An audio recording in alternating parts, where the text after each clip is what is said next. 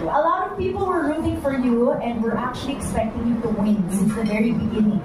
Did you feel the same way, or were you, when you were announced as runner-up, did you feel bad about it? Yes, sa lahat ng mga nag-root po sa akin, huwag kayo mag-alala, paparot kanan ko kayo lahat.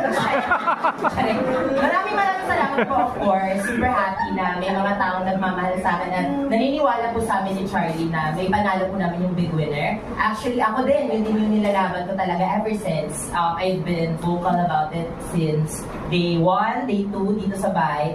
Pero nung nakuha po namin yung third place, day by day, mas natatanggap ko siya at day by day, mas na-realize ko na it's not a loss for me.